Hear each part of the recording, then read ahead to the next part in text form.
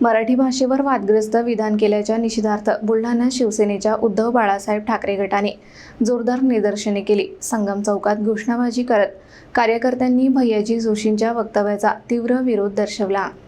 मराठी भाषेला अभिजात भाषेचा दर्जा मिळाल्यानंतर संपूर्ण महाराष्ट्रात विविध सांस्कृतिक कार्यक्रमांचे आयोजन करण्यात आले। मात्र याच पार्श्वभूमीवर राष्ट्रीय स्वयंसेवक संघाचे कार्यवाहक भैयाजी जोशी यांनी मराठी भाषेबाबत वादग्रस्त विधान केल्याने राज्यभरात तीव्र प्रतिक्रिया उमटल्या आहेत। बुलढाणा शहरात शिवसेनेच्या उद्धव बाळासाहेब ठाकरे गटाकडून संगम चौकात जोरदार निदर्शने करण्यात आली। कार्यकर्त्यांनी घोषणाबाजी करत भैयाजी जोशी यांच्या वक्तव्याचा तीव्र निषेध व्यक्त केला। यावेळी शिवसेना जिल्हा प्रमुख जालिंदर बुधवत आणि जिल्हा समन्वयक संदीप शेडके यांनी प्रतिक्रिया देत जोशी यांनी तातडीने माफी मागावी अशी मागणी केली। भैयाजी जोशी यांनी एक जे वक्तव्य केलं ते अत्यंत चुकीचं वक्तव्य केलं की बा मुंबईमध्ये राहणाऱ्या लोकांना मराठी आलीच पाहिजेत, असा काही विषय नाही, तसा काही विषय नाही। हे मराठी भाषेचा खऱ्या अर्थाने मराठी माणसाचा त्यांनी केलेला अपमान आहे।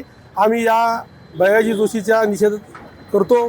त्यांनी संपूर्ण राज्याची माफी मागावी आणि मराठी भाषेबद्दल जो काही आदर आहे त्यामध्ये कुठेही त्यांनी असं गालबोट न लावता महाराष्ट्रात मराठी आलीच पाहिजेत हाच हट्ट धरला पाहिजेत आणि भैयाजी जोशीवर कारवाई झाली पाहिजे अशी आम्ही आज या ठिकाणी मागणी करतो जिल्हा शिवसेनेच्या वतीने। मराठी भाषेचा गौरव करण्याचा हा काळ असताना अशा प्रकारच्या विधानांमुळे मराठी भाषिकांच्या भावना दुखावल्या जात असल्याचा आरोप शिवसेनेच्या कार्यकर्त्यांकडून करण्यात आला। दरम्यान या निषेधानंतर राज्यभरातून विविध राजकीय पक्ष आणि मराठी प्रेमींकडून भैयाजी जोशी यांच्या वक्तव्यावर संतप्त प्रतिक्रिया उमटत आहेत। आगामी काळात या प्रकरणावर भैयाजी जोशी काय भूमिका घेतात याकडे सर्वांचे लक्ष लागले आहे।